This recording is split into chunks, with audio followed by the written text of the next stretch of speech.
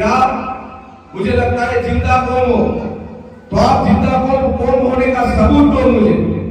ऐसे मुर्दों की तरह बैठे मत रहो मुंह लटकाए हुए, क्योंकि जो कौम अल्लाह की जात पे भरोसा नहीं करती, अल्लाह के रसूल के जात के ऊपर भरोसा नहीं करती, वो चीज वो कौम हमेशा कब्रिस्तान में पाई जाती है।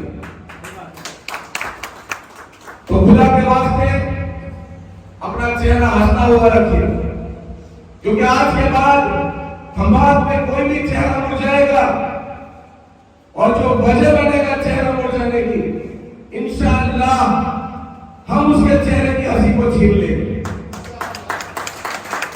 मुसलमानों की तरफ उठने वाले हर हाथ को तोड़ देंगे हम। लेकिन आज जब मजलिस इत्तेहादुल मुस्लिमीन आप लोगों के बीच में आई है, आप लोगों को लीडर बनाने आई है, आप लोगों को अगुवाई करने आई है, तो आप लोग पीछे क्यों हट रहे हैं? आप लोग आगे आइए, आप लोग खुद नेता बन जाइए, हम आपके साथ खड़े हैं। अब तक जो आपके दिल में प्रश्न था कि हम कुछ भी करेंगे लेकिन हमारे पीछे कौन है, तो आपके पीछे मजलिस इत्तेहादुल मुस्लिमीन की वो ताकत खड़ी है जो ना किसी से डरती है और ना ही किसी से घबराती है। जब पहला प्राइम मिनिस्टर एक मुसलमान बनने जा रहा था तो उस वक्त में मौलाना अबुल कलाम को राष्ट्रीय अध्यक्ष के पद से हटा दिया गया। ये साजिश मुसलमानों को पीछे लगाने की आज से नहीं चल रही है, ये साजिश 1947 से चल रही है। देश आजाद होने के बाद भी मुसलमानों को गुलाम रखने की जो इनकी आदतें हैं वो आज तक नहीं गई। दोस्तों मेरी बात को समझो, आपको गुलामों की जंजीरों में जकड़ा जा रहा है, आपको गुलामी की बेड़ियों में जकड़ा जा रहा है, आपको बताया जा रहा है, बीजेपी के नाम से डराया जा रहा है, आपको धमकाया जा रहा है कि बीजेपी आपको मार देगी, बीजेपी आपका धंधा नहीं चलने देगी, बीजेपी आपकी दुश्मन है। लेकिन मैं आपको इस मंच से बड़ी जिम्मेदारी से खुले में कहना चाहता हूं कि बीजेपी हमारी दुश्मन है, ये सब जानते हैं, लेकिन उससे भी बड़ा दुश्मन कांग्रेस पार्टी है। और वो इसलिए है कि बीजेपी हमको दिखती है कि ये अपने हाथ में खंजर लेकर मुसलमानों की खून की प्यासी है, लेकिन कांग्रेस पार्टी आज 75 साल से हमें गुलाम। क्या आपने वोट किसको दिया? आपने वोट कांग्रेस को दिया या फिर इनडायरेक्टली बीजेपी को वोट दे दिया? जीती तो बीजेपी ना, कौन जीता? बीजेपी जीता। फिर तो अत्याचार करना लाजमी है, क्योंकि दुश्मन के हाथ में खंजर खुद ही तो दिया है, अब अपने खून का प्यासा है। तो क्या सबसे यही बताना चाहता हूं कि जो पार्टी आपके मजहब के बारे में बात करती है, जो पार्टी आपके अस्तित्व के बारे में बात करती है, जो पार्टी आपके ईमान के बारे में बात करती है, जो पार्टी आपके डेवलपमेंट के लिए बारे में बात करती है, जो पार्टी आपके बच्चों के भविष्य के लिए बात करती है, जो पार्टी आपको खुद को लीडर बनाने की बात करती है, क्या आप अभी भी उस पार्टी का हिस्सा नहीं बनना चाहोगे? क्या अभी भी उसको सपोर्ट नहीं करोगे आप? मेरे भाइयों, आज ये वक्त है कि आपके आंगन तक, आपकी चौखट तक हम चल के आए हैं। इंशाअल्लाह आपने सपोर्ट किया या मजलिस को बढ़ाया तो हम इससे भी 100 गुना ताकत लेके आएंगे, हम ये वादा करते हैं। हम सब लोग जब हम हमारे हिंदू भाई के घर दिवाली करने जाते थे, हम हमारे हिंदू भाइयों के घर होली करने जाते थे, और हमारे हिंदू भाई हमारे वहां ईद की सिवैया खाने आते थे, आते थे कि नहीं आते थे? हमारा धंधा साथ में चलता था, रोजगार साथ में चलता था। फिर पता नहीं ऐसी क्या बात हो गई कि हमारे साथ में घूमने वाला इंसान हमारे खून का प्यासा बन गया। हकीकत बात यह है कि हमारे साथ में घूमने वाला हमारे हिंदू भाई को भी ये पता नहीं है कि इन्हें राजनीतिक षड्यंत्रों में फंसाया जा रहा है और हमारे खून का प्यासा बनाया जा रहा है। ये बात हमें उसको बतानी है कि हमारे पूर्वजों का इतिहास क्या रहा है। राम और रहीम दोनों साथ में ही रहते थे, लेकिन आज उनको एक दूसरे का दुश्मन बनाया। नहीं होता ऐसा। आज हमारे पास 25 से 30 सांसद है और वो भी ऐसे गूंगे बने बैठे जिनके मुंह पे ताले लग गए। वो मुसलमानों के लिए बोलने के लिए तैयार नहीं होते, चाहे वो एनआरसी का मुद्दा हो, सीए का मुद्दा हो, चाहे वक़्फ़ का मुद्दा हो, चाहे हिजाब का मुद्दा हो, चाहे मॉब लिंचिंग हो रही हो हमारी, या फिर हमारे घरों में बुलडोजर चल रहे हो, लेकिन आज हमारे लिए एमआईएम के सिवाय कोई पार्टी जोड़ने के लिए तैयार नहीं।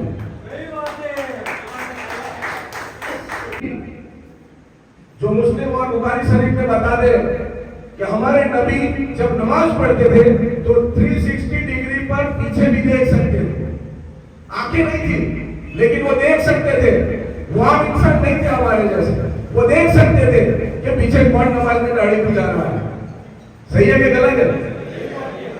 तो आपने ऐसे कैसे सोच लिया कि आप उस नबी का नाम बदनाम होते हुए वो देख रहे हो और वो नबी आपको नहीं देख रहा?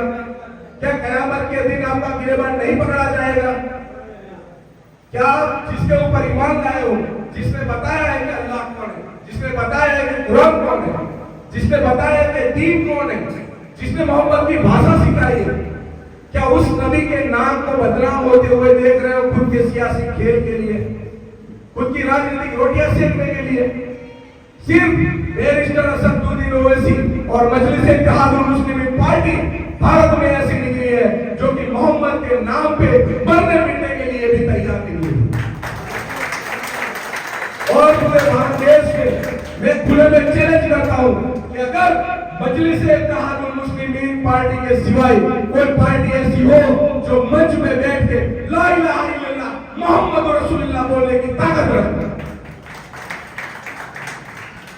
लोगों ने आज वो कीमिया निकाला है, लेकिन हम मोहम्मद के गुलाम हैं। हम उनको बता देंगे कि हम क्या कर सकते हैं। मोहम्मद के नाम पे हम मरने और मिटने के लिए भी तैयार हैं। अगर आप मरने और मिटने के लिए मेरे साथ तैयार हो तो कहो ला इलाहा इल्लल्लाह मोहम्मद रसूलुल्लाह। और जब वोट की बात आती है तो बता दें हमारे मुसलमान भाई, क्योंकि कांग्रेस को पता है, कांग्रेस ने हमारी कमजोरी देख ली है। कांग्रेस को सब पता है कि मुसलमान के पास कोई ऑप्शन नहीं है। मुसलमान के पास हमको वोट देने के सिवा और कोई रास्ता नहीं बचा है। इसीलिए वो हमारी डूबती नफ्स के ऊपर हाथ रखता है और इलेक्शन के आखिरी दिन में आके झाड़ू लेके आता है, सब वोट देके चले जाते हैं। होता है। और फिर वही बंदा, वही जीतने वाला इंसान बीजेपी की गोद में जाके बैठ जाता है, या तो बीजेपी का केस कर लेता है या फिर बीजेपी के इशारों में नाचने का चालू कर देता है। होता है कि नहीं होता? बस यही होता है। आपके शहर की बात नहीं, हर वो इंसान कयामत के दिन उसका गिरबान पकड़ा जाएगा जिसके पास होता होगा, ताकत होगी, पैसा होगा, रुतबा होगा, लेकिन कौम के लिए अगर वो काम ना आया तो उसका भी हिसाब लिया जाएगा। वो पैसे, वो ताकत, वो रुतबा किसी काम का नहीं है जो कौम के काम ना हो। अल्लाह खुद नहीं आता है किसी चीज के लिए मेरे भाई। अल्लाह किसी के पास खुद नहीं आता। अल्लाह हर किसी को नेमी बनाता है। अल्लाह किसी के हाथ से काम लेता है। तो अगर तुमको अल्लाह ने दौलत दी है तो समझ लेना कि तुम मजलूम, लाचार, कमजोर लोगों को मदद करने के लिए तुम पैदा हुए हो। और फिर भी अगर तुम्हारा ईमान नहीं जागा, तुम्हारा ईमान नहीं जागा और तुम्हें उनके ऊपर दया नहीं आई तो लानत है ऐसी तुम्हारी जिंदगी पर तू करता।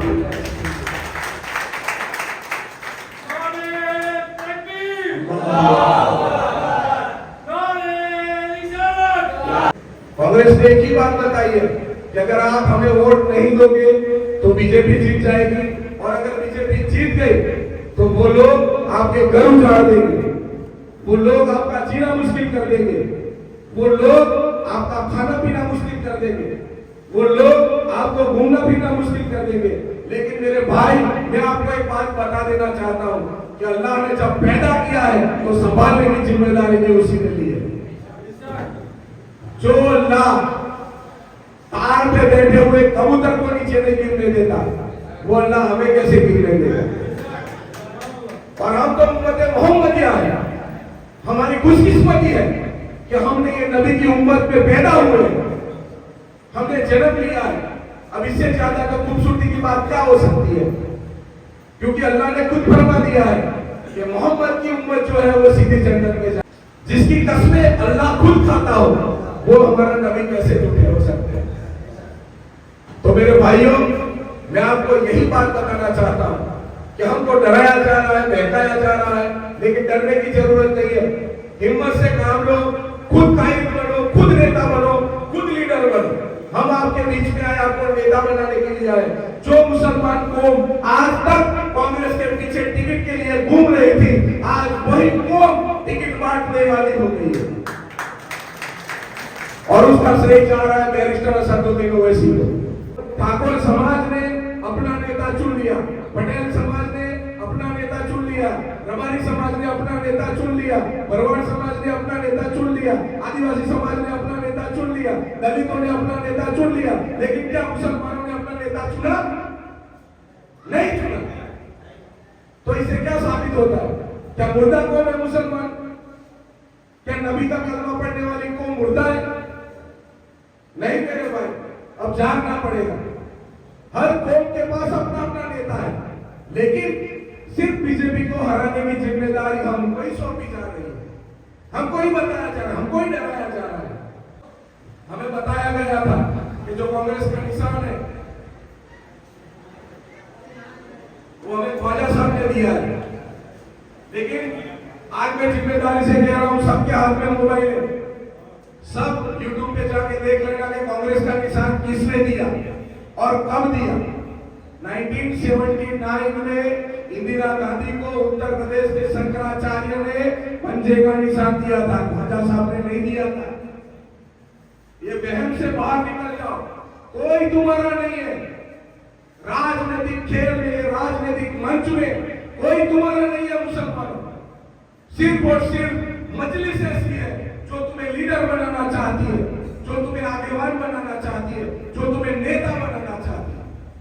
और ये एक ऐसी फैक्ट्री है, मजलिस इत्तेहादुल मुस्लिमीन एक ऐसी फैक्ट्री है जो अपना प्रोडक्ट बिल्कुल लीडर में अदा करती है। किसी से नहीं डरता, किसी के बाप से डर नहीं लगता मजलिस के बंदे को। ये जिम्मेदारी के साथ कहता हूं। जितने भी कायर होते, डरपोक होते, पहले ही निकल जाते। और आज तक आपने इतनी हिम्मत खंभात में देखी भी नहीं होगी कि कोई बंदा आता है और इतने खुले में बोल के चला जाता है। लेकिन मैं जिम्मेदारी के साथ कहता हूं कि मैं आपके पीछे खड़ा हूं और हर वक्त खड़ा रहूंगा इंशाअल्लाह, जब तक ये जिस्म में जान रहेगी।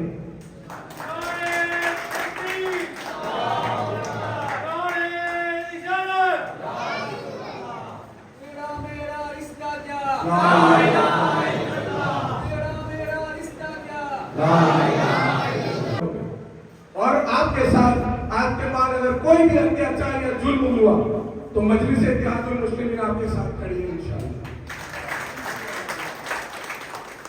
आपको मैं ये नहीं कहता कि डरना नहीं है, आपको मैं ये नहीं कहता कि डरने की जरूरत नहीं है। मुझे पता है वैसे भी आप डरने वाले लोग नहीं हो। ये तो बात ऐसी हो गई है कि पीछे सपोर्ट नहीं है। सही है ना? मैं जानता हूं, हाँ खंभात की कौम जिंदा भी है, मैं जानता हूं, लेकिन मैं मजलिस के हर बंदे से एक चीज कहना चाहता हूं कि जब भी बात करो, अपने हक की बात करो तो संविधान के हिसाब से बात करो। किसी से लड़ना नहीं है, झगड़ना नहीं है। अगर कोई आ जाए, अपने ऊपर आ जाए, तो आत्मरक्षण के लिए तो संविधान में भी हमें छूट दी गई है। सही है कि गलत है? लेकिन हमारे साथ जो अत्याचार हो रहा है अब तक, उसे अब नहीं सहना है, क्योंकि अबू जहल की औलादे हमारे अंदर भी मौजूद है। सही है? अबू जहल की औलादे हमारे अंदर मौजूद है, जो हमारा वोट ले जाके टिक जाती है वहां पे, खुद की रोटियां सेकने के लिए हमारा सौदा कर देती है, हमारी कौम का सौदा कर देती है, हमारे बच्चों का भविष्य बिगाड़ देती है। लेकिन आज के बाद ये नहीं होने वाला। हम अपना नेता आज से खुद चुनेंगे, आज से हम खुद नेता बनेंगे। गली गली मोहल्ले में हर किसी, जो इंसान हैदराबाद से सांसद बनता है, जो इंसान मदीने की सर जमीन पर आपके और मेरे आका मोहम्मद मुस्तफा सल्लल्लाहु अलैहि वसल्लम के सामने खड़े होकर जो कसम खाता है और कहता है कि मैं बीजेपी की मीटिंग नहीं हूं, आप उस इंसान के ऊपर भरोसा नहीं कर सकते तो लानत है आपकी जिंदगी के ऊपर। आज वो इंसान के ऊपर जो चेहरे पे सूरत रसूल सजाए हुए, सर पे नाले पाक सजाए हुए, आज उस इंसान के ऊपर आप भरोसा नहीं कर रहे, लेकिन 75 साल से आपको गुलामी करवा रहे हैं, 75 साल से आपके हक लूटे जा रहे हैं, 75 साल से आपके घर जलाए जा रहे हैं, 75 साल से आपके घर तोड़े जा रहे हैं, 75 साल से आपकी बेटियों के हिजाब खींचे जा रहे हैं। आप उस पार्टी के नुमाइंदे बनने के लिए तैयार हैं, लेकिन मोहम्मद मुस्तफा सल्लल्लाहु अलैहि वसल्लम के दर पर खड़ा होकर कसम खाने वाले इंसान का साथ देने के लिए तैयार नहीं हो रहे।